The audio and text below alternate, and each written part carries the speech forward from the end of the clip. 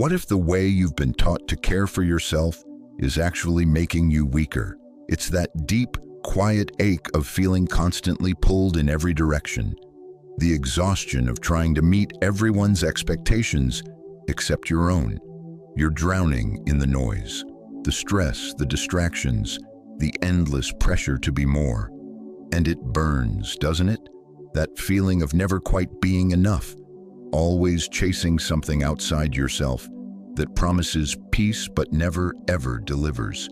Here's the hard truth most people never face. Society has sold you a lie about what self-care really means.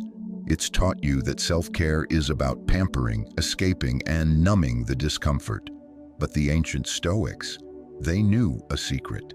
They understood that real self-care, the kind that forges an unshakable core, is about discipline, strength, and radical resilience. True self-care isn't running from hardship. It's learning to face it with unflinching courage and wisdom. That's what we're uncovering today. If you're ready to rewrite everything you thought you knew about loving yourself and stepping into your true power, you're in the right place. Let's begin. First, the morning anchor. Start with sovereignty. We've all been there. Waking up groggy and immediately fumbling for the phone, checking notifications, emails, the chaotic tide of the outside world. Within minutes, the quiet of the morning is shattered. Your mind is racing, the to-do list screams, and your day is hijacked before you've even taken a conscious breath. Sound familiar? This is how we surrender our peace before the day even starts. But what if there was a different way? The Stoics grasped something vital about how we greet the dawn. They saw the morning not just as the start of time, but as a sacred space to fortify your mind, reclaim your calm, and set the intentional tone for everything to come. Marcus Aurelius, an emperor bearing the weight of a realm, made it his daily ritual. He would sit in quiet reflection, preparing himself to meet people who might be meddling, ungrateful, or arrogant, not with irritation, but with patience, resilience, and clear-eyed focus. Now picture starting your day with that same sovereign intention. Instead of letting the world's chaos dictate your state, you take a moment to center yourself and decide how you will respond. The Stoic insight is timeless. You cannot control every event, but you can always govern your reaction. That's what this morning anchor is about. Grounding yourself in your values before the world tries to push you off balance. This practice isn't about escapism. It's about facing reality from a position of strength. If you launch your day in reactive panic, you carry that anxiety like a weight. You might snap at someone, lose patience, or make poor decisions. But when you dedicate those first few minutes to setting your mindset, reflecting on your principles, your priorities, your approach to the challenges ahead, you begin from a place of calm command. You become the driver, not a passenger thrown about by every bump in the road. Try it tomorrow. Before you touch your phone, take 5 minutes. Breathe. Consider what is truly within your power and what is not. Think about how you wish to meet difficulty. Remind yourself, the obstacles ahead are not barriers, but invitations to practice patience, resilience, and clarity. In doing this, you win the first victory of the day. Do this consistently, and you'll witness a shift in your ability to handle stress, make clear choices, and move through life with the steady power the Stoics revered. Second, the sacred no. Guard your energy like a fortress. We live in a world of endless asks, demands, expectations, and requests constantly coming your way. Maybe it's a friend inviting you out when you need rest, or a colleague needing help while your own plate overflows. Saying yes can feel like the easier, kinder path. But here is the raw truth. Every time you say yes to something that drains you, you are silently saying no to something infinitely more precious. Your own peace, your time, your mental integrity. How often do you end the day utterly spent, mentally and physically, because you agreed to one commitment too many? The Stoic Seneca saw this clearly. He warned that life is fleeting, and we can fritter it away by agreeing to things that don't align with our core values or propel us toward our purpose. He wrote that we suffer more in imagination than reality. Often we say yes out of fear of disappointing others, fear of missing out, fear of seeming selfish. But each unnecessary yes is a choice that can pull us further from what we genuinely need and desire. By agreeing to everything, we become scattered and overwhelmed, losing sight of what matters.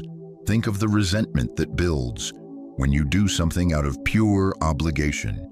It's like giving away pieces of your soul without consideration, and once you give your time, you can never get it back. The Stoics viewed self-care as the vigilant protection of your time and energy. Saying no isn't about rejecting others. It's about respecting yourself and your boundaries. In learning to decline, you are saying yes to a life that reflects your true values, goals, and inner quiet. Understand this: saying no does not make you a bad person. It is a profound act of self-respect. The aim isn't to avoid kindness or help, but to ensure your commitments don't come at the cost of your well-being. You have every right to guard your time as you would guard your peace. Doing so consistently builds a powerful sense of freedom. You cease to be a servant to everyone else's agenda and become the author of your own story. Your time is your life. Guard it like a fortress. So before you agree, pause. Check in with yourself. Does this truly align with my goals or values? Will this add something positive to my life, or will it only drain me? This simple question is a powerful filter. It might feel uncomfortable at first. You might worry about letting someone down. But remember, by saying no to what depletes you, you are saying yes to your long-term well-being and happiness. Seneca's reminder that life is short has never been more relevant. Each day is a chance to make choices that shape the life you're building. By learning to decline what doesn't serve you, you create space to focus on what truly counts. You invest in your growth, your peace, your sense of purpose. And in that space, you'll discover a mental clarity and calm you may have forgotten was possible. Third, seek discomfort. Forge resilience on purpose. We all crave comfort. Our world is built for it. Soft beds, instant meals, endless entertainment. And while these feel good momentarily, they do not build resilience. When was the last time you grew stronger by staying perfectly cozy? Growth doesn't bloom in ease. It erupts in challenge when we face difficulty head-on and push past the limits we believe we have. This is where Stoic philosophy shines. They didn't just preach enduring hardship. They understood the transformative power of choosing it. Voluntary discomfort was a cornerstone of their practice, the deliberate act of placing yourself in challenging situations to build mental and physical toughness. The Stoics didn't wait for life to test them. They trained for it, knowing that by willingly facing difficulty, they were preparing for life's inevitable struggles. This isn't about making your life pointlessly hard or punishing yourself. It's about consciously stepping outside the comfortable bubble you've created. You don't grow by repeating the same easy routine day after day. You grow by expanding your boundaries, by facing tasks that stretch you, especially when you don't want to. Why willingly choose discomfort? Because the long-term benefits forge a stronger you. When you push yourself to do hard things, physically, mentally, emotionally, you build resilience. You learn how to cope with stress, endure hardship, and persevere when everything in you wants to quit. Look at your life now. Are you challenging yourself enough? Or are you coasting, avoiding what might push you to grow? This is where voluntary discomfort enters. It's about selecting challenges that build you up. It could be waking up earlier to exercise, fasting for a period to practice discipline, or placing yourself in a socially uncomfortable situation to build confidence. These small trials feel tough initially, but their benefits compound. By deliberately embracing discomfort, you teach yourself that you are capable of far more than you think. Comfort is the enemy of growth. Seek the stretch. The Stoics were preparing for life itself. Life will not always be comfortable. Illness, financial strain, relationship strife, loss. These trials come for us all. The value of voluntary discomfort becomes crystal clear in these moments. The more we practice facing difficulty with a steady mind, the better equipped we are when true hardship strikes. They saw discomfort not as a curse, but as a tool for forging an unbreakable will. Think of it this way. By choosing to face manageable discomfort, you are training your mind and body to handle greater challenges with grace. If you can endure a cold shower, then when life delivers a true blow, you'll have a mental framework to handle it. You won't shatter under pressure because you've conditioned yourself to handle hard things. The beauty is, you control this. You decide when and how to challenge yourself. Start small. Take the stairs. Learn a skill that intimidates you. Have that difficult conversation you've been avoiding. These deliberate acts compound into a life of formidable resilience and strength. Fourth, the mirror of honest journaling. Confront your truth. In our hyper-connected, fast-paced world, it's effortless to get lost in the external noise. Social media, work, endless streams of information. We become experts at avoiding the most important conversation, the one with ourselves. Turning inward, peeling back the layers to see our flaws, insecurities, and mistakes. It's uncomfortable, but growth doesn't live in the land of avoidance. It thrives in the brutal soil of honesty. The Stoics mastered this. They believed genuine self-improvement could only begin when we faced the unvarnished truth about ourselves, no matter how difficult. Marcus Aurelius used his journal not for posterity, but for brutal self-confrontation. In his meditations, he was ruthlessly honest about his shortcomings. He didn't sugarcoat. He dissected his mistakes with a clarity that most of us spend our lives avoiding. This raw, unflinching self-reflection is what allowed him to grow and lead with wisdom amid immense pressure. This is the essence of Stoic journaling. It's not a diary of feelings or a list of positive affirmations. It's a confrontation. It's about writing down the truths you'd rather ignore, about your behavior, your choices, your interactions. This isn't about destructive self-criticism. It's about radical self-honesty. When you sit and honestly reflect on your actions, intentions, and patterns, you begin to see the areas of your life pleading for attention. We are all human and therefore flawed. We all make mistakes. The chasm between those who grow and those who remain stuck is the courage to confront those mistakes. It's easy to blame others or make excuses. Stoic journaling is about taking full responsibility for your actions, good or bad. It's about looking into the mirror without any filters. And yes, it's painful. It's far simpler to distract ourselves, to bury our heads in work or entertainment. But by avoiding the truth, we only postpone our own evolution. Journaling, with this level of honesty, breaks down the walls around our self-awareness. It forces accountability. It challenges us to ask, how did I handle that? Was I true to my values? Where did I fall short? How can I improve? These are the questions that ignite real, lasting change. When you write about your flaws, you start to see them for what they are. Opportunities for growth, not indictments of failure.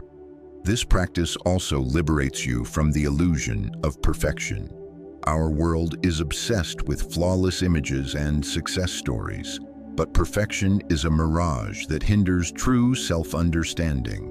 By acknowledging your imperfections on the page, you free yourself from the exhausting need to appear perfect. You stop pretending and start embracing the beautifully messy reality of being human. This process isn't just about identifying faults, it's about mapping a path forward. Once you've been brutally honest, you can plan to be better. Your journal becomes a roadmap for personal growth, a record of where you are and where you're headed. The beauty is its privacy. It's a dialogue between you and your truest self. No one else ever has to see it. You will feel resistance. You'll want to avoid the uncomfortable truths that surface. But the Stoics would remind you that avoiding discomfort is a form of weakness. It's easier to distract, but far more rewarding to face what's difficult. The more you write with honesty, the more you'll notice shifts in your mindset and behavior. You'll recognize hidden patterns and feel empowered to make positive changes.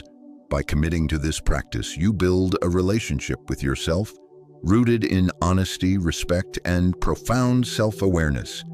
And that is the bedrock of true transformation. Fifth, premeditatio malorum, rehearse adversity. We live in a culture obsessed with optimism. We're told that positive visualization is the key to success. Just picture your goals with enough faith and they'll manifest. But here's the flaw. Life doesn't always follow our scripts. Setbacks, failures, losses, and obstacles are inevitable. While it's tempting to ignore these possibilities, the Stoics took a radically different approach. They didn't shy away from failure, they rehearsed it. Premeditatio malorum, or the premeditation of evils, is a Stoic exercise that might sound morbid. Intentionally contemplating worst-case scenarios seems like it would breed anxiety, not peace. But its purpose is not to invite negativity, it's to inoculate your mind against it. By visualizing potential failure, loss, or hardship, you build mental immunity. You teach yourself that you can handle adversity when it inevitably arrives. The Stoics practiced this not to dwell in despair, but to strengthen their capacity to face challenges without being overwhelmed. Life's curveballs are guaranteed. A sudden illness, a financial hit, a broken relationship, a career setback. The Stoics knew the event itself hurts less than our reaction to it. If we are mentally prepared, we won't be blindsided. We'll meet the challenge with grace and resilience. Now, you might think, why would I imagine the worst? Won't that make me anxious? It's a fair concern. But this practice isn't about indulging pessimism. It's about reframing your mindset so setbacks don't paralyze you. When you visualize a worst-case scenario, you allow yourself to emotionally prepare for it. If you've already accepted the possibility, you're less likely to be crushed when things don't go as planned. Instead of being swept away by shock, you can respond with calm clarity. This exercise helps cultivate a healthy detachment from outcomes. We often become too attached to a specific result, to everything going our way. That attachment sets us up for profound disappointment. By practicing this premeditation, we internalize that we cannot control every aspect of life. There's immense freedom in that realization. We stop expecting a smooth ride and start trusting in our own strength to weather any storm. Imagine you have a crucial presentation. Instead of only thinking, I'm going to crush this, you take a moment to consider what could go wrong. You forget your main point. The technology fails. The audience seems disinterested. You mentally walk through how you would handle each scenario. You'd adapt, you'd use notes, you'd engage them with a question. By rehearsing the bad, you're better equipped to handle it with composure if it happens. You're no longer controlled by the fear of failure because you've already accepted it as a possibility. This applies to life's small irritations too. The car won't start. Plans get canceled. By imagining these minor setbacks ahead of time, you teach yourself to remain unshaken. Instead of erupting in frustration, you've already accepted that things don't always go to plan, and you deal with it with ease. Regularly practicing this also nurtures a deeper gratitude for what you have. By briefly contemplating the loss of what you love, your health, your loved ones, your work, you instantly recognize their profound value. This isn't about dwelling in fear of loss. It's about developing a piercing gratitude for the present and an awareness of life's impermanence. When you embrace the possibility of loss, you learn to cherish what you have even more. Your perspective shifts from fear to profound thankfulness. The Stoics believed preparing for adversity didn't make you pessimistic, it made you wise. Wisdom is seeing things clearly as they are, not just as we wish them to be. This exercise is a workout in wisdom. It's a reminder that life is uncertain, but our response doesn't have to be. You don't need hours. Spend a few minutes each day considering what could go wrong and how you would respond. This practice doesn't create a negative person. It forges a resilient one. It cultivates a mindset that isn't derailed by life's inevitable challenges. And when you practice consistently, you begin to truly believe, no matter what happens, I can handle this. Sixth, mastering the inner storm. Command your emotional reactions. Life has a way of testing us at the most inconvenient times. A colleague pushes your buttons. A delay unravels your plans. A situation arises that feels utterly outside your control. In these moments, raw emotion surges: anger, frustration, anxiety. It feels natural, justified, and in the heat of the moment, utterly overwhelming. But what if your response to these emotions is the very key that unlocks either perpetual chaos or unshakable inner peace? The Stoics believed true strength was found not in feeling no emotion, but in mastering your response to them. They didn't advocate suppression. They taught that we hold the power to choose our reaction. In the gap between feeling and action lies your sovereignty. Emotional mastery is about widening that gap, taking a step back, processing the feeling, and then deciding how you want to act. When difficulty strikes, it's human to feel anger, hurt, or anxiety. The Stoics saw these moments not as failures, but as opportunities to practice discipline, to cultivate resilience. Emotional control isn't about avoiding feelings, it's about how you relate to them when they arise. We often blame the external world. That person made me angry. But the Stoic reminder is potent. The external only impacts us as much as we permit. If we let every frustration, every disappointment dictate our state, we hand over our power. Instead, we can practice the pause. This skill takes time to develop. It requires observing your emotions without immediate judgment and having the discipline to choose a different path. In a tense moment, instead of reacting, take a deep breath. Step back. Ask yourself, what do I want my response to be? That tiny pause creates space between stimulus and reaction, a space where wisdom can enter. This isn't emotional suppression, it's healthy management. When you're angry, feel the anger, acknowledge the frustration. The Stoic lesson is to not let those feelings control you or dictate your actions. Instead of snapping back in a meeting or spiraling into worry, you breathe and then choose. In that space lives your true power. In our modern world, emotional control is a rare superpower. We're often encouraged to let it all out, and while expression has value, there is also immense wisdom in learning emotional balance. Outbursts might feel cathartic momentarily, but they often lead to regret and damaged relationships. Imagine you're in that meeting and a frustrating comment is made. Your instinct is to fire back. But if you take that breath, if you choose not to react from anger, you give yourself the chance to respond with intention. Maybe you calmly clarify your point. Maybe you realize it's not worth the escalation. In that moment, you are practicing emotional sovereignty. You're not a victim of your circumstances. You are the architect of your response. A powerful way to build this skill is through post-event reflection. After a situation where you felt strong emotion, write it down. What triggered it? Was my reaction aligned with who I want to be? If not, what could I have done differently? This reflection builds self-awareness of your triggers and equips you for next time. Never underestimate the power of perspective. In the midst of difficulty, everything can feel catastrophic. The Stoics taught us to zoom out. What's the bigger picture? Is this setback truly world-ending? Often, when we gain distance, we see the challenge for what it is, temporary and manageable. The Stoics knew nothing lasts forever, not the good and certainly not the bad. Accepting this truth builds an emotional resilience that doesn't depend on everything being perfect. You learn to adapt, to stay grounded in your inner calm. So, start small. Notice when you're about to react from pure emotion. Pause.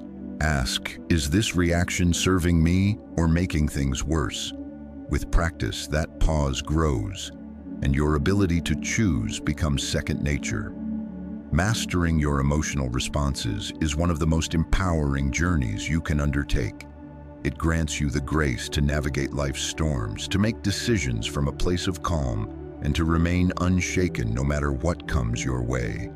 It is the practice of a lifetime, and every step you take reclaims your inner sovereignty. Seventh, the sovereignty filter. Focus only on what is yours to control. We've all been there. The mind spirals with worries upon waking. What if I fail today? What if they don't like me? What if this goes wrong? It's overwhelming, but here's the liberating secret. The majority of these anxieties are fixated on things completely outside your command. We exhaust ourselves stressing over the uncontrollable, draining our mental, emotional, and physical reserves. The path to peace and to true self-mastery lies in a ruthless focus on what you can control and releasing everything else. At the heart of Stoic philosophy lies the dichotomy of control, a concept powerfully taught by Epictetus. It is the clear-eyed understanding that some things are within our power and some are not. Our energy, our peace, our progress, they flourish when invested in managing what we can change, not in agonizing over what we cannot. Picture your day if you stopped worrying about the uncontrollable. How much lighter would you feel? The Stoics were masters of this focus. They didn't waste spirit on external events, the weather, traffic, others' opinions. They centered their attention on their own responses, attitudes, and actions. They knew that while we can't control the world, we have absolute authority over how we interpret and react to it. This realization can completely transform your experience of life. The world will throw challenges at you. Your power lies not in stopping the throws, but in how you catch them. When you understand that your sovereignty resides in your reaction, you free yourself from a mountain of unnecessary stress. Think of a recent time something went wrong. Did you get upset, feel out of control? That frustration doesn't change the situation, it only makes you suffer more. This is where the filter becomes essential. Step back and ask, what part of this can I actually control? What must I release? Letting go of the uncontrollable isn't passivity, it's a profound act of strength. By focusing only on your thoughts, actions, and responses, you stop wasting precious energy on what's beyond your reach. This is the essence of true self-care, redirecting your attention to your own inner domain. You become more present, focused, and at peace. We often fall into the trap of trying to control everything: people, outcomes, circumstances. This leads only to exhaustion and disappointment. Stoicism teaches us to accept what we cannot change and pour our efforts into what we can. Apply this filter to any situation. You're stuck in traffic. You can't control the other drivers or the red lights, but you can control your response. You can choose to breathe deeply, listen to an audiobook, or use the time for reflection. By focusing on your reaction, you transform a stressor into an opportunity for growth. This principle applies everywhere: work, relationships, goals. How often do you get caught in anxiety over others' opinions, future outcomes, or project results? If you focus on doing your best, managing your actions, and responding with intention, you'll notice a shift. You stop being a leaf in the wind of external forces and start feeling truly empowered. This understanding also brings immense clarity in uncertainty. Facing a job interview, a personal decision, a relational challenge, the fear of the unknown can be paralyzing. But when you focus on what you can control, how you prepare, how you show up, how you treat others, you reclaim your power. The outcome may be uncertain, but your conduct is entirely yours to command, and therein lies your peace. In relationships, this filter is revolutionary. It's easy to waste energy trying to change or control another's behavior. The Stoic would tell you your power lies in how you respond. You can be kind, set boundaries, and act with compassion, all while releasing the need to control the other person. This frees you from frustration and builds healthier dynamics. The more you practice this focus, the more natural it becomes to release the weight of the uncontrollable. The stress, the frustration, the anxiety, they begin to fade. By channeling your energy into your thoughts, actions, and mindset, you not only gain a sense of command, but cultivate a deep, enduring inner peace. In a world screaming for you to control more, the Stoics whisper the truth. True freedom is in letting go. True strength is knowing the difference between what is yours and what is not. The most powerful act is choosing to focus on what you can change, yourself. Eighth, virtue as the ultimate self-care. Align your actions with your highest self. At the very core of Stoic philosophy lies a deceptively simple truth that, when fully embraced, changes everything. Living with virtue is the highest and most profound form of self-care. It's easy to be seduced by the modern idea of self-care as pampering, indulgence, and escape from responsibility. While those can be pleasant temporary respites, they don't offer lasting peace or genuine growth. The Stoics understood something far deeper. True self-care is living with purpose, discipline, and moral excellence. It's about aligning your daily actions with the four cardinal virtues: wisdom, courage, justice, and temperance. The Stoics didn't just theorize about virtue, they embodied it, especially in their most difficult hours. Marcus Aurelius faced wars, plagues, and betrayals, yet he filtered every decision through his commitment to virtue. He didn't seek external validation or pleasure. He sought to be a good man. This daily dedication to virtue, not as an abstract ideal but as a practical compass, granted him peace and clarity amidst chaos. For the Stoics, virtuous living wasn't about perfection. It was about relentless intention. Virtue was the lens through which they viewed every choice. They didn't avoid hardship or discomfort. Instead, they saw each challenge as an opportunity to practice virtue. When faced with conflict, they chose wisdom and justice over anger. In times of fear, they summoned courage. When tempted by excess, they exercised temperance. This is where all the previous habits converge. Morning reflection, saying no, embracing discomfort, emotional mastery, and the focus on control. These are all tools that build the mental and emotional fortitude required to live virtuously. But why is virtue such a powerful form of self-care? In a world where external circumstances are perpetually shifting and often beyond our command, virtue offers an unshakable internal stability. It provides a peace that no material possession or fleeting pleasure can match. Virtue doesn't depend on outside validation or favorable conditions. When your actions are aligned with what is truly good and right, you cultivate an inner tranquility that is immune to life's ups and downs. Living virtuously also liberates you from the exhausting distractions of modern life.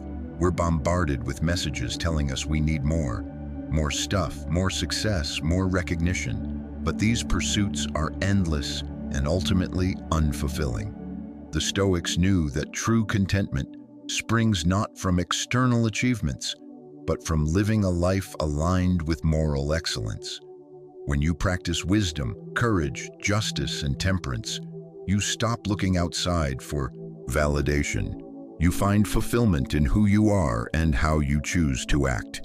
Think of the energy spent worrying about others' opinions or striving to meet external expectations. The Stoic path encourages us to cease that chase and instead focus on living with integrity. By making virtue your aim, you craft a life of inherent meaning, regardless of applause or outward results. This path also demands profound personal responsibility. The Stoics took full ownership of their actions, thoughts, and emotions. They didn't blame circumstances for their unhappiness. They focused on their response. This is the essence of real self-care. It's not about escaping difficulty, but about meeting it with a calm mind and a virtuous heart. By taking responsibility for your responses, you reclaim your power and agency. You stop being a pawn of unpredictable events and become the author of your own peace. So how do you start? With small, daily practices. Every decision is a chance to practice virtue. How you respond to criticism, handle a setback, or spend your free time. Each is an opportunity. You don't need to be perfect, just intentional. Begin by reflecting on what matters most. What values do you want to embody? Once identified, consciously strive to live them out. For instance, if wisdom is a value you want to cultivate, practice seeking knowledge and making thoughtful decisions. If justice matters to you, strive to treat others with fairness and respect. Remember, challenges are not obstacles to virtuous living. They are its raw materials. The Stoics didn't avoid adversity. They used it as the forge for their character. So when difficulty arises, ask, how can I respond with wisdom here?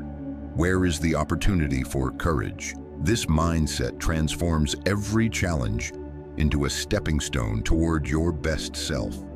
Living with virtue is the ultimate self-care, because it is the only care that truly endures. It doesn't depend on favorable conditions. It depends on you. It's about taking radical ownership of your life, your choices, and your character. By practicing virtue daily, you create a life that is deeply meaningful and fulfilling, no matter what storms rage outside. The Stoics mastered this, and so can you. It's not merely a philosophy. It's a way of being that transforms who you are and how you experience the world. Start today. Reflect on your values. Make intentional choices. Every step toward virtue is a step toward becoming the person you were meant to be. Ninth, the discipline of ownership. Take full responsibility for your life. We inhabit a culture that frequently prizes comfort over accountability, quick fixes over sustained growth. Self-care is often sold as self-indulgence, a treat, a break, a momentary escape. And while rest is vital, the Stoics would argue that the most profound form of self-care is something far more robust, taking full responsibility for your life. It's the discipline to show up for yourself, especially when it's hard, and to build a life in unwavering alignment with your values. In daily life, it's tempting to let things slide, to procrastinate, to choose distraction, to take the easy way out. Self-discipline is the conscious antithesis of that. It's the ability to make the hard choice, the one that moves you closer to the person you aspire to be, even when it's uncomfortable. It's about creating the life you want through action, not waiting for it to magically appear. The Stoics grasped this deeply. They knew that genuine self-care is rooted in taking responsibility for our actions, thoughts, and choices. A central tenet of their philosophy is the idea that we are the authors of our own lives, not just of our successes or failures, but of our habits, our mindset, and our reactions to the world. Marcus Aurelius constantly reminded himself of this inner sovereignty. You have power over your mind, not outside events. Realize this, and you will find strength. This is the bedrock of self-discipline, understanding that while we can't control every external event, we have absolute power over how we respond. We decide how to live, and that decision begins with taking ownership. Self-discipline is a muscle, not an innate trait. It requires training. There will be days you don't feel like doing what you know you must. Distractions will beckon. This is where the magic happens, in doing what needs to be done, especially when you don't feel like it. The more you practice, the stronger this muscle becomes. Epictetus put it bluntly, "No man is free who is not master of himself." We often mistake freedom for the ability to do whatever we want. True Stoic freedom is self-mastery. When you can govern your impulses, reactions, and actions, you are truly free. You are no longer a slave to fleeting desires or external circumstances. That control is born from the discipline to adhere to your values, even when it's difficult. Observe how self-discipline manifests in everyday life. The urge to sleep in, skip the workout, avoid the challenging project, we all face these moments. Growth, however, is born from pushing through them. Self-discipline is about consistency, not perfection. It's the small, intentional choices made daily that align with your ideal self. If you value health, discipline means exercising even when tired. If you value growth, it means focusing on your work even when it's daunting. If you value peace, it means pausing before reacting emotionally. This isn't about self-punishment or harshness. Self-discipline is an act of profound self-love. It's choosing the path that leads to your best self, even when it's the harder road. The Stoics sought not comfort but virtue, and they knew living virtuously demanded discipline. See self-discipline as showing up for yourself in the most meaningful way possible.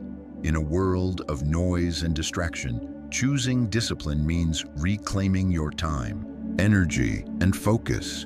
You stop letting the world dictate your life and start taking conscious command. Self-discipline is the key to becoming who you truly are. It's showing up every day, doing the work, and moving steadily toward your authentic self. When you practice it, you cease to be controlled by external forces or internal whims. You begin living from a place of clarity, purpose, and inner strength.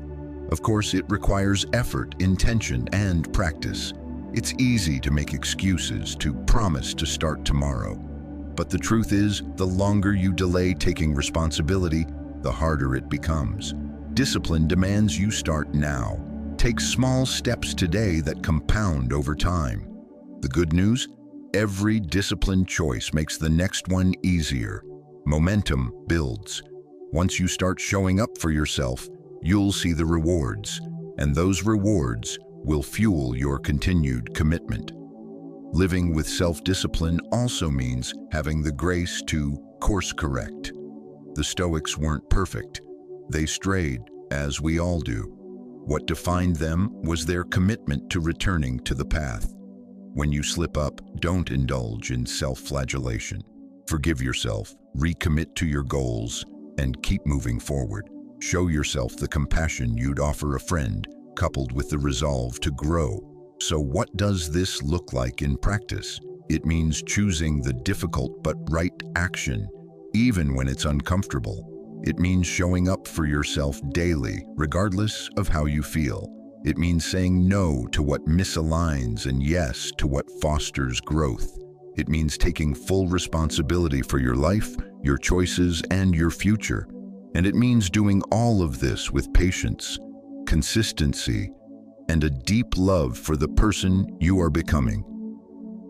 Self-discipline is the foundation of a meaningful, self-authored life. It's the path to authentic growth, enduring success, and profound peace of mind. It isn't always easy, but it is always worth it. When you embrace it, you'll discover you have the power to create the life you want on your own terms. So stop waiting for the perfect moment. The moment of responsibility is always now. The time to act is this very second. 10th, cultivating grateful sight. See the abundance you already hold. It's effortless to fixate on what we lack, the problems we face, the things we don't yet have. We live in a culture screaming that we need more money, more success, more possessions. This constant focus on scarcity blinds us to the abundance that already surrounds us. But here is the transformative truth. The more we concentrate on what's missing, the less we appreciate what we already possess. The Stoics understood this at a profound level. They didn't treat gratitude as a fleeting feeling of thanks. They practiced it as a disciplined way of seeing, a lens to shift perspective, remain grounded in the present, and build unshakable resilience. Gratitude is a potent tool, yet it's chronically underused.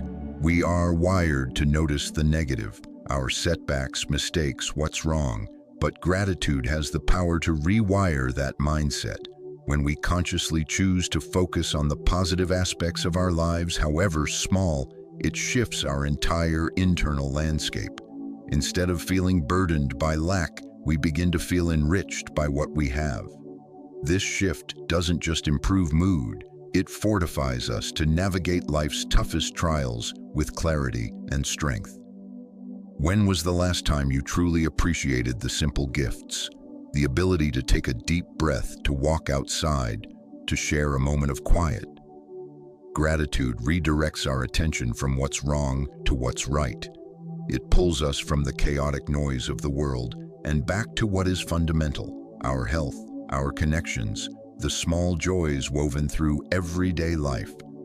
The Stoics made this a daily practice, reminding themselves of their blessings even amidst adversity.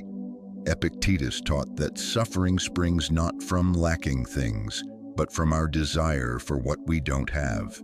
He said, "Wealth consists not in having great possessions, but in having few wants."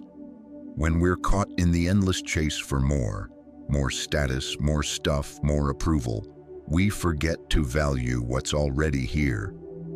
True wealth, in the Stoic view, is contentment with the present, not the frantic pursuit of an ever-receding future.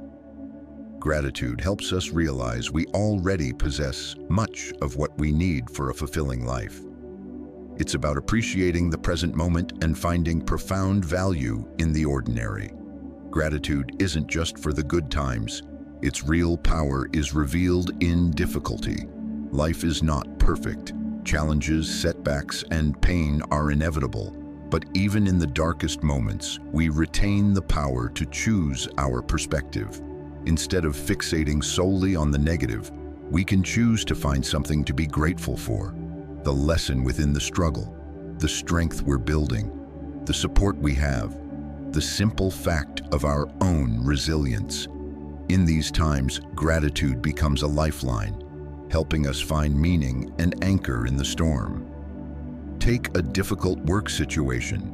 It's easy to spiral into frustration and anger, but practicing gratitude can shift your focus from the problem to the opportunity. Perhaps you're learning patience, honing problem-solving skills, or discovering your capacity to handle stress. Gratitude doesn't deny the hardship. It reframes it through a lens of growth and learning. This shift in focus changes how we engage with the world. And gratitude is contagious. Being around someone who constantly complains is draining.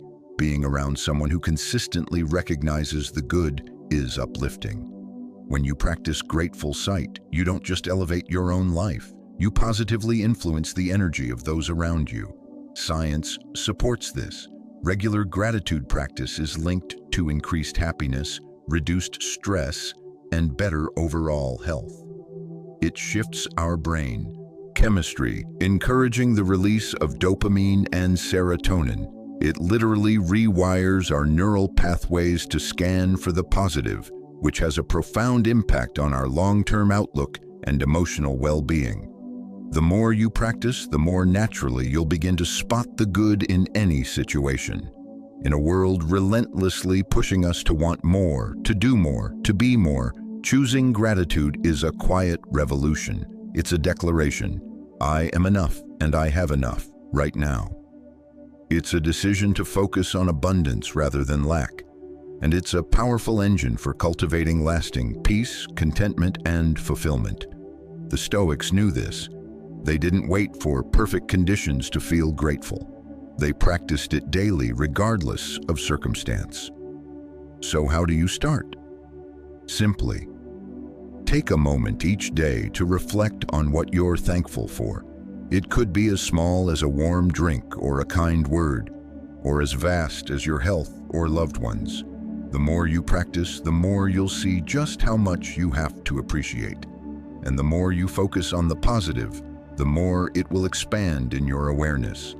Gratitude isn't a passive feeling, it's an active lens. It's a choice to shift your focus, your mindset, and ultimately, your life. The Stoics practiced it as a way of being. They knew that when you fix your sight on what is good, you stop wasting energy on what is not.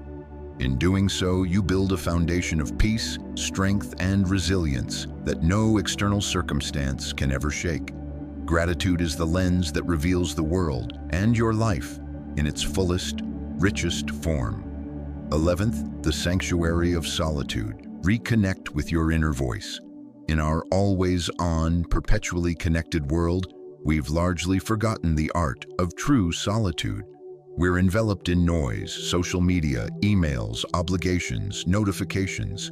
It's easy to get lost in the chaos. But the Stoics remembered something we've neglected. Solitude is not a luxury, it's a necessity. It's a sacred space to disconnect from the external din, recharge your spirit, and reconnect with your most authentic self.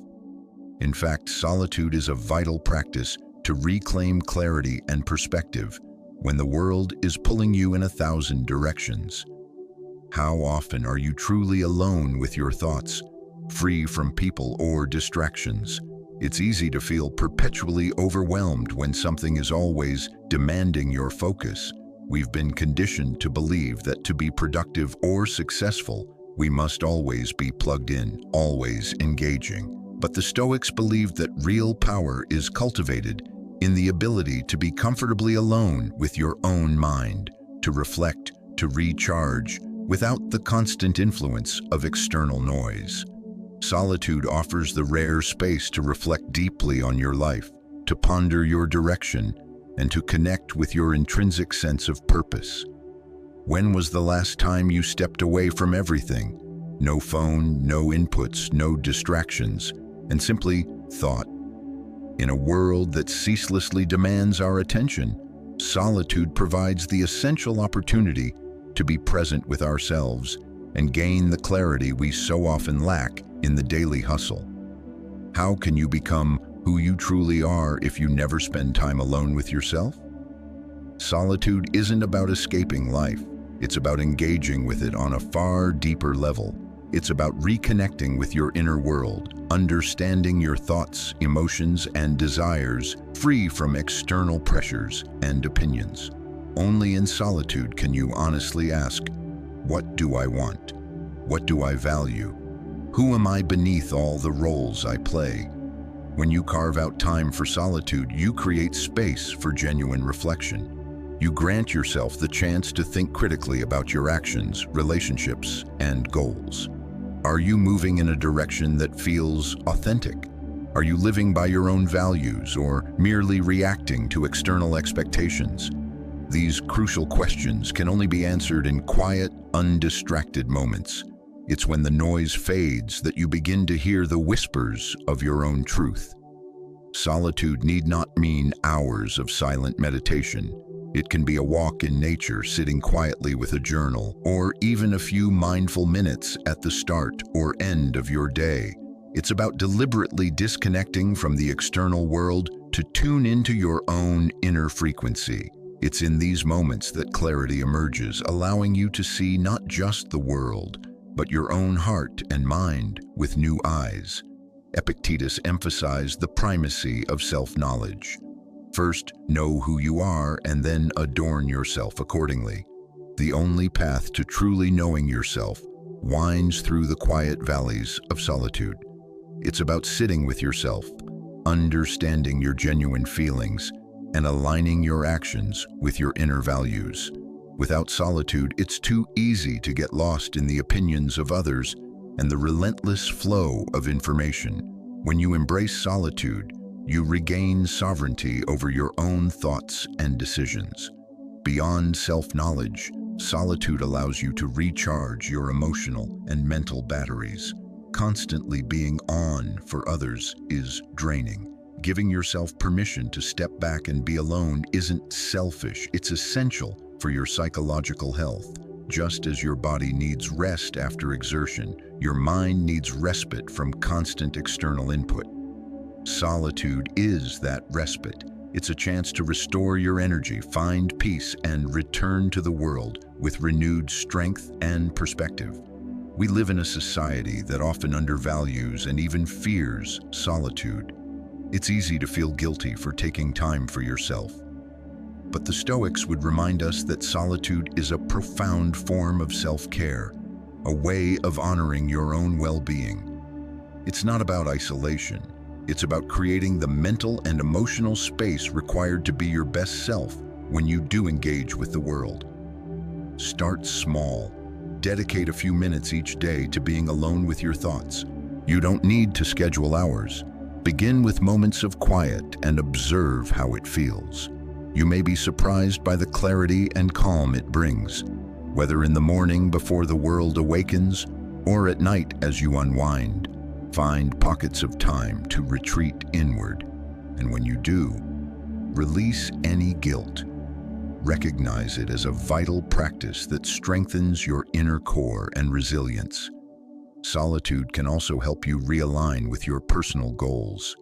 Amid constant distraction, it's easy to lose sight of what truly matters to you. Solitude offers the space to check in with your progress, ensure you're moving in a direction that feels right, and recommit to your path. It's in solitude that we gather the strength to face upcoming challenges and the clarity to stay true to our course. The Stoics didn't fear solitude. They embraced it as a powerful tool for growth, self-awareness, and peace. They understood that the world's noise could cloud judgment and prevent self-understanding. Solitude, conversely, clears the fog. It allows you to see yourself and your life with stark, honest clarity. In a world pulling you outward, solitude is the sacred sanctuary where you turn inward. As you move through your days, remember its power. Make time for it. Witness how it transforms your perspective. The more you practice, the more grounded and centered you'll become. It's not about escaping the world. It's about reconnecting with yourself so deeply that you can show up in the world more fully, authentically, and powerfully. 12th, the power of less. Strip away the non-essential. We live in a world that thrives on complexity, noise, and endless distraction. We are bombarded by messages, demands, and expectations pulling us in every conceivable direction. The result? A cluttered mind, an over-scheduled life, and a pervasive feeling of being scattered and out of control. But here's the counterintuitive truth. We've been conditioned to believe more is better. More possessions, more achievements, more validation. The Stoics championed a radically different view. They understood the profound power of simplicity, the immense clarity that comes from ruthlessly stripping away the non-essential and focusing only on what truly matters. Stoic simplicity isn't merely about owning fewer things or decluttering your closet. It is fundamentally a mindset, a way of living that intentionally clears out the mental and physical noise to create space for what brings genuine peace, purpose, and fulfillment. The more we accumulate, whether material possessions, commitments, or even unfruitful thoughts, the more distracted and diluted we become.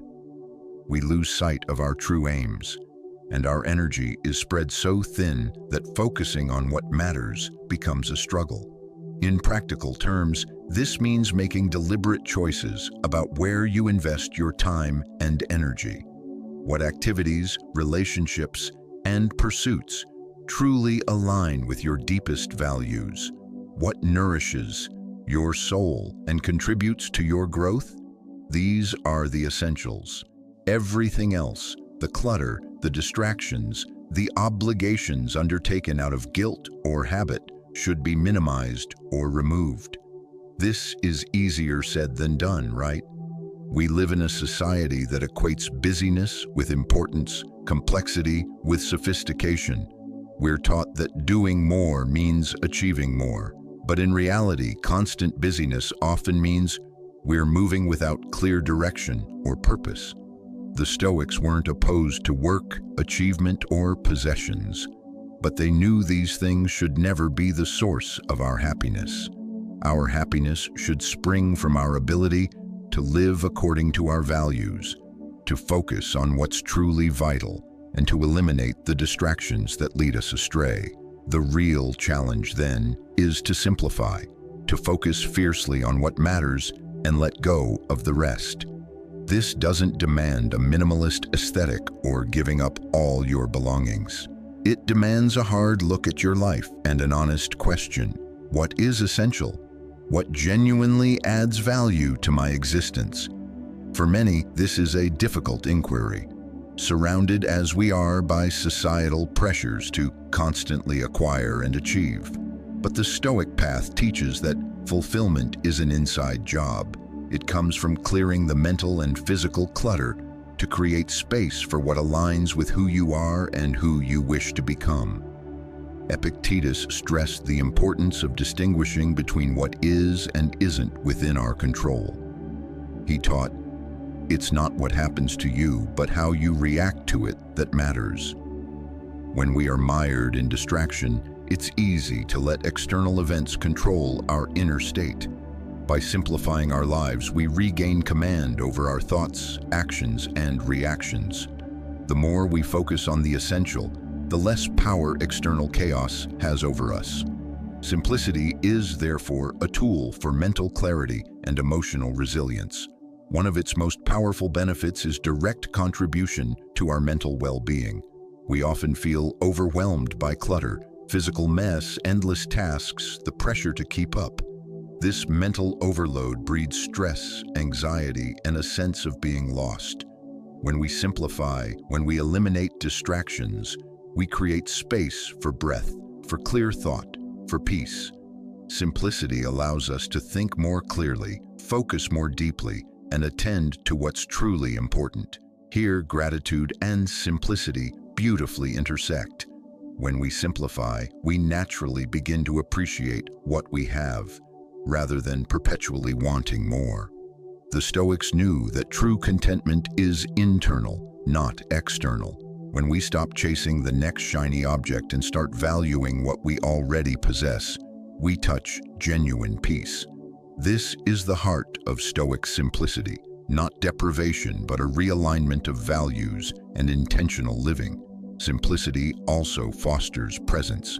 In a world of endless distraction, it's easy to lose ourselves. When we simplify our surroundings and our mental landscape, we become more attuned to the present moment. We stop agonizing over the future or regretting the past and start fully engaging with the now. And it is in the present that true joy is found. Not in some future achievement, but in the simple act of being fully here, fully alive. Of course, embracing simplicity doesn't mean abandoning growth or ambition. It means concentrating your energy on the pursuits that matter most and releasing those that don't serve you. When you do this, you free yourself from the constant pressure to perform for external validation. Instead, you can focus on living authentically, guided by your true values and desires. In today's world, the pressure to conform, to keep up, is immense. Social media constantly broadcasts what we should want, how we should live. The Stoic approach encourages us to ignore that noise and focus on our own essentials. By practicing simplicity, you make the deliberate choice to live a life aligned with your true self, not with the expectations of others. The Stoic view of simplicity isn't about rejecting the world or retreating from life. It's about engaging with the world in a more focused, intentional, and powerful way. It's about making deliberate choices that reflect your values, clearing away the distractions that pull you off course, and living with clarity and purpose. When we simplify, we return to what is fundamental: our inner peace, our meaningful relationships, our personal growth. As you reflect on this practice, ask yourself, what in my life is adding unnecessary clutter? What can I remove or streamline to create more space for what truly matters? The answers may not come overnight, but the act of simplifying is a powerful step toward a more focused, intentional, and deeply fulfilling life. It's a practice that cultivates greater happiness, peace, and resilience, even amidst life's inevitable complexities. 13th, the art of patient progress. Trust the unfolding. In our modern era, everything feels accelerated. We're under constant pressure to perform quickly, achieve success overnight, see instant results. Whether through social media, work culture, or our own internal drives, there's a pervasive expectation that meaningful growth should be fast. But the raw truth is this: real transformation doesn't happen overnight. It is a gradual process that demands time, consistent effort, and above all, patience. The Stoics understood this deeply. They knew that true self-mastery and genuine success come not from rushing the process, but from trusting it, step by deliberate step, day by patient day. Recall the last time you felt frustrated because progress seemed slow. Maybe you've been diligently working on a skill, building a business, or improving a relationship, and the results you expected haven't yet materialized. It's easy to feel disheartened, even defeated. This is where Stoic wisdom offers an invaluable anchor. They taught that progress is a slow, steady accumulation, the product of consistent effort applied day after day, even when the rewards feel distant. Marcus Aurelius wrote extensively on patience amidst the immense pressures of ruling an empire. He constantly reminded himself that true advancement wasn't about haste. He famously stated, "The obstacle in the path becomes the path." This potent idea teaches us that hurdles aren't mere roadblocks. They are integral to the journey itself. Patience allows us to navigate these obstacles without frustration, understanding that overcoming them is the process of growth. In our rush for results culture, we often forget that the journey holds as much value as the destination. We fixate on the end point, the final achievement, and neglect the steps that get us there.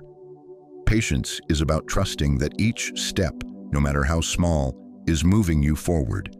It's the cumulative effect of consistent, focused effort that generates profound, lasting progress. Becoming your true self, whether in mental fortitude, emotional maturity, or personal development, is an unfolding, not a sprint. It's not about rushing to become someone you think you should be.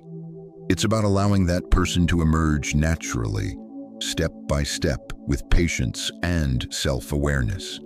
This concept of authentic becoming is inextricably linked to trusting the process. Knowing each phase of the journey is essential. One reason patience is so crucial in the Stoic framework is that it guards against the traps of impatience and frustration. When we rush for results, we often make poor decisions or lose sight of the bigger picture. Think of planting a seed. If you constantly dig it up to check for roots, you disturb its growth. Personal development follows the same law. Patience teaches us to trust that what we plant and nurture today will bear fruit in its own time. We cannot force the timeline, and trying to do so often leads to burnout or disillusionment. Modern life doesn't cultivate patience. We're bombarded with highlight reels of others' success, creating a distorted sense of what's achievable quickly. We compare our behind the scenes to everyone else's premiere, but the Stoics remind us that the only meaningful comparison is with the person you were yesterday. True growth, in their view, comes from building habits, making microscopic improvements, and trusting the compound effect. Each day is an opportunity to take one small step forward. Even on days you feel stagnant, you are progressing. It's the accumulation of those tiny efforts over time that leads to seismic change. Patience enables you to stay the course. Epictetus tied patience to freedom. No man is free who is not master of himself. The freedom he describes is the liberty to govern your own growth, to trust in the process, knowing you have the power to shape your destiny through steady, persistent action. Patience isn't passivity, it's active, committed participation in your own evolution even when rewards are delayed. This principle applies powerfully in our personal lives. Building stronger relationships, cultivating a healthier lifestyle, mastering a new skill, all require the fertilizer of time. It's easy to feel discouraged when change isn't immediate, but remember, real transformation is gradual. It's about showing up consistently, staying committed to the process, and trusting that today's effort is an investment in tomorrow's result. Patience also plays a critical role in our emotional equilibrium. When plans go awry, it's natural for frustration to flare. The Stoics teach us to meet life's setbacks with patience. Instead of reacting impulsively, we can step back, breathe, and remember that setbacks are part of the narrative. Every challenge is an opportunity to grow, and by approaching life with patience, we give ourselves the space to process and learn from these experiences. Imagine how different your life would feel if you met every obstacle with patience, understanding it's merely another step in your personal evolution. Whether dealing with workplace difficulty, struggling to maintain healthy habits, or facing relational challenges, patience will help you handle them with grace and clarity. It allows you to remain grounded even when things aren't unfolding on your preferred schedule. It's about accepting that the journey will have its rhythms, its ups and downs, while knowing the destination is worth the trek. In essence, patience is faith. Faith in yourself and in the process. It's trusting that every effort you make, however small, is contributing to your growth. On days when progress feels invisible, remember, you are still moving forward. The Stoics didn't expect instant transformation. They knew authentic success is the child of years of patient, consistent labor. This is the key to profound self-care, trusting that the path you're on is leading you exactly where you need to go, and that every single step is a valuable, irreplaceable part of the journey. So the next time impatience arises, pause. Recall Stoic wisdom. Progress demands time, and patience is the master key that unlocks true, enduring growth. Embrace the journey, trust the unfolding, know that every step you take is sculpting the person you are destined to become. 14th, the freedom of acceptance. Release the need for perfect. We live in a world that relentlessly pushes us toward an impossible standard, perfection. From our appearance to our performance at work to our curated online personas, there's an ever-present pressure to meet an ideal that always seems just out of reach.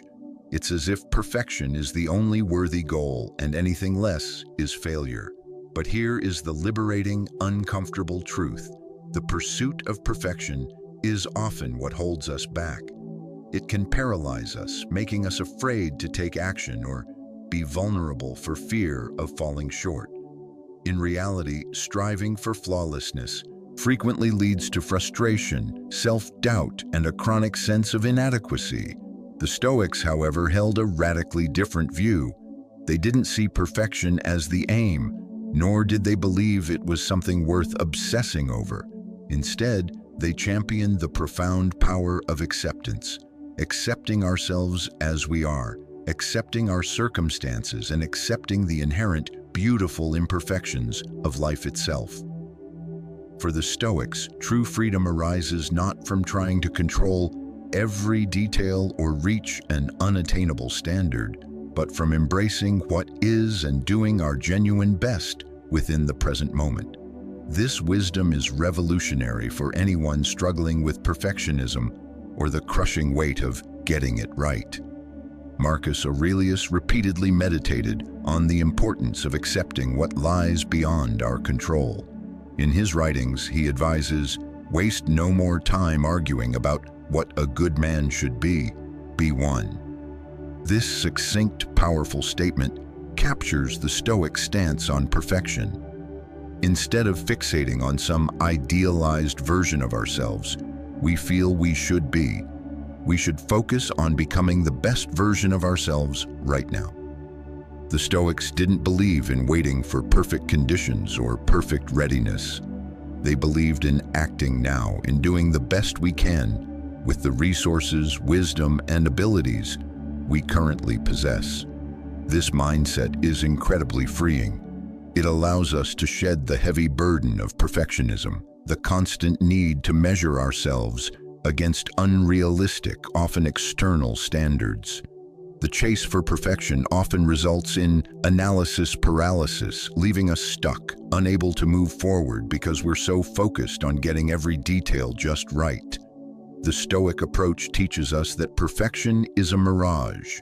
What matters is progress, sincere effort, and the ability to accept reality as it is without harsh judgment.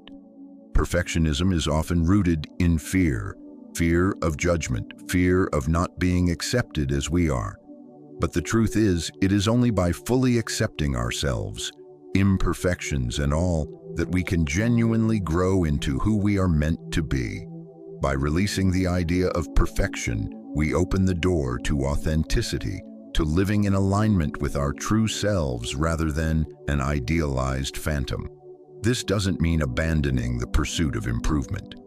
The Stoics never advocated for complacency.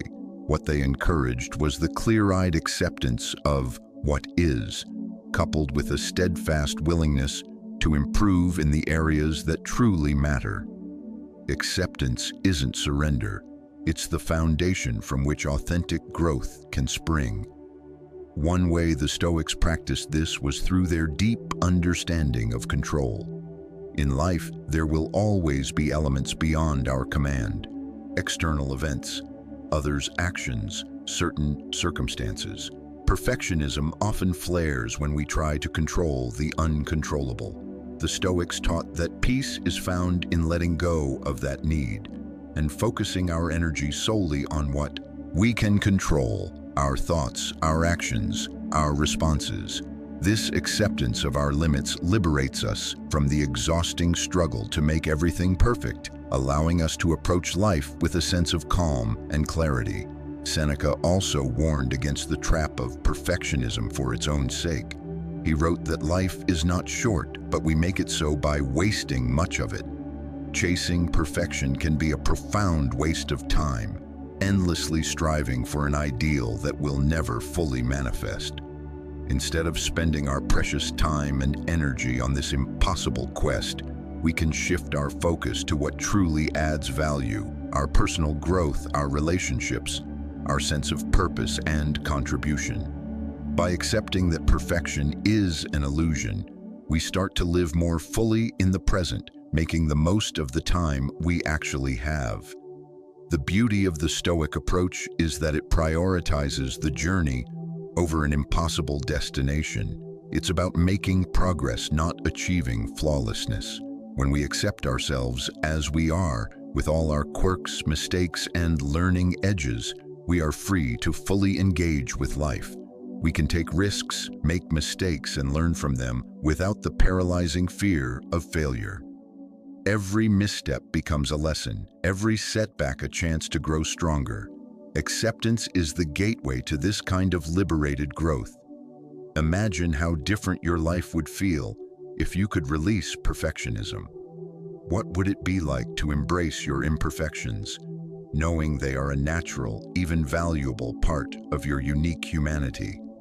What would it be like to stop comparing yourself to an airbrushed ideal and start accepting, even loving, the person you are in this present moment?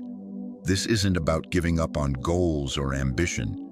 It's about relinquishing the pressure of needing to be perfect and instead focusing on doing your sincere best with what you have right now. Living with acceptance allows you to move through life with greater ease and less stress. It frees you from the vicious cycle of self-criticism and enables you to celebrate progress, however incremental. The Stoics weren't concerned with being perfect. They were concerned with living virtuously, making intentional choices, and cultivating a mindset of acceptance and continual growth. This is the heart of sustainable self-care, accepting who you are, where you are, and trusting that you are exactly where you need to be on your unique journey.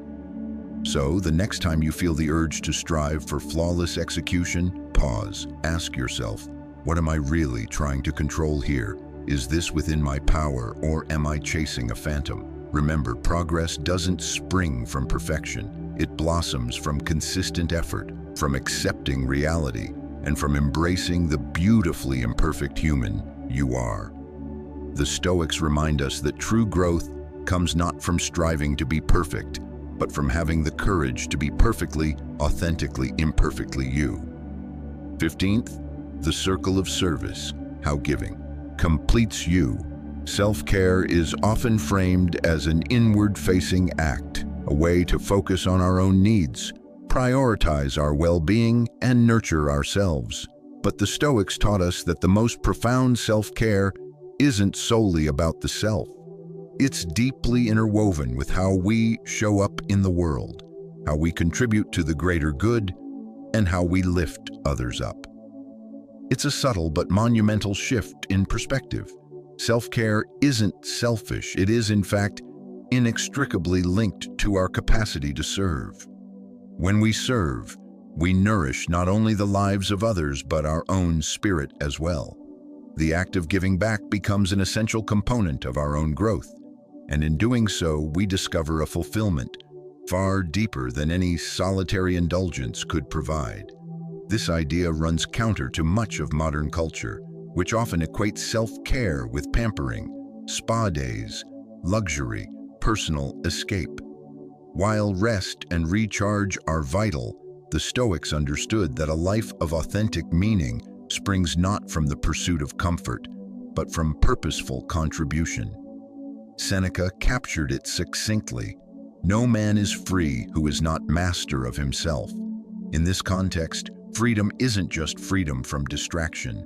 It's the freedom that comes from living a life of purpose, from contributing to something larger than your individual self. True liberty is found in the ability to give, not just to take. When you help others, you enrich their world and, in the same stroke, enrich your own. The act of service connects us to the broader human experience and provides a sense of meaning that fleeting pleasures cannot touch. You don't need to be a philosopher or a ruler to grasp this. We've all felt it, that deep sense of warmth and satisfaction after genuinely helping someone, whether a friend, a stranger, or a loved one. That feeling is a glimpse of what the Stoics understood at their core. When we give, we ourselves are strengthened. Helping someone navigate a struggle, offering support, or simply listening with full presence fosters a connection and fulfillment that often surpasses our expectations. Service is not a one-way street. It's a mutual exchange that elevates everyone involved. Becoming who we truly are involves not only self-knowledge, but also recognizing our intrinsic connection to others. It's realizing that our personal growth isn't an isolated event, separate from the well-being of those around us. When we serve others, we grow in empathy, humility, and perspective. We are reminded that we are all part of a larger human story, and our individual lives gain profound meaning through the positive impact we have on others. The Stoics believed in sympathia, the idea that everything in the universe is interconnected. They understood that to live a fulfilling life, we must act in harmony with the world around us. This doesn't mean trying to fix everything or be a hero. It means being mindful of our actions and their ripple effects. By giving back, we align ourselves with this interconnected whole. It's a reminder that our personal well-being is not separate from the well-being of our community. True self-care, therefore, involves caring for the world beyond our own skin.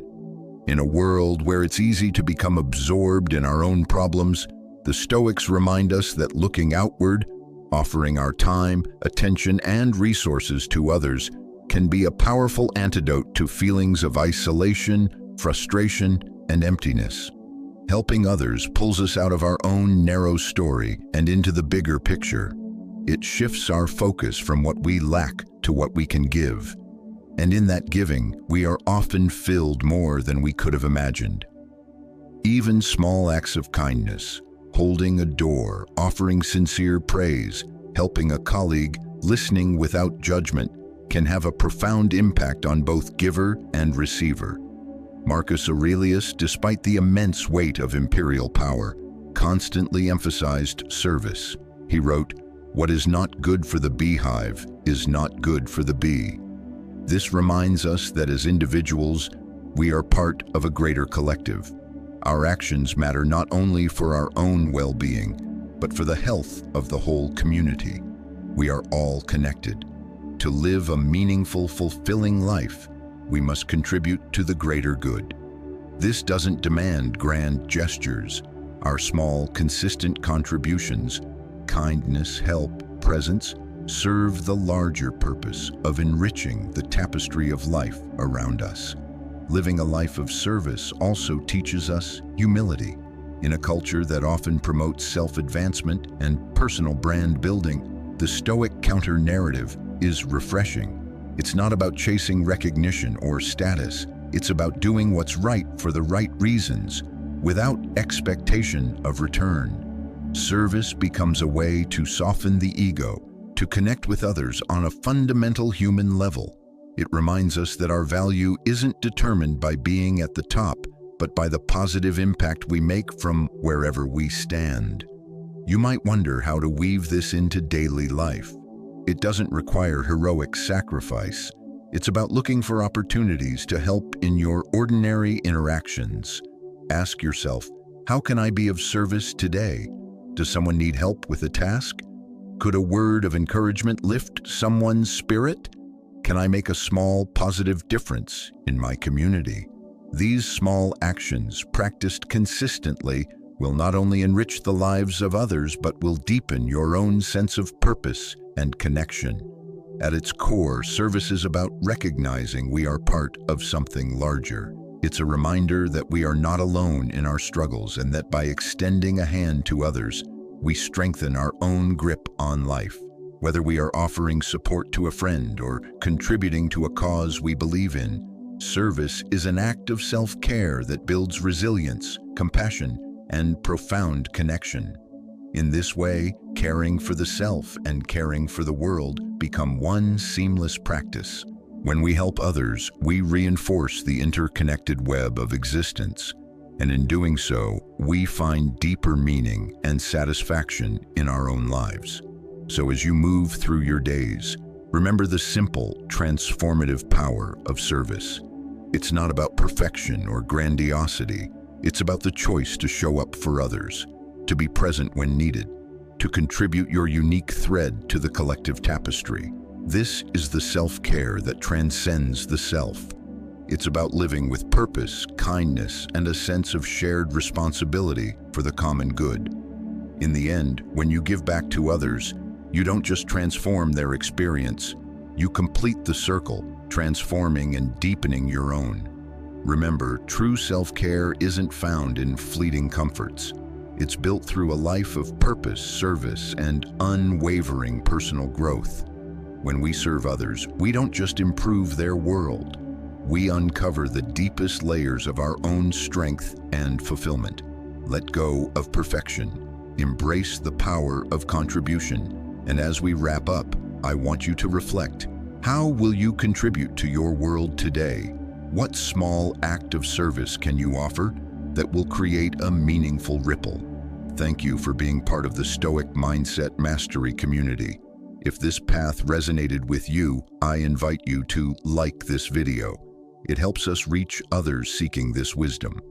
For more on building an unshakable life, check out the video on screen. Take a deep breath, keep growing, and remember, the strongest version of you is the one that lifts others up. Until next time.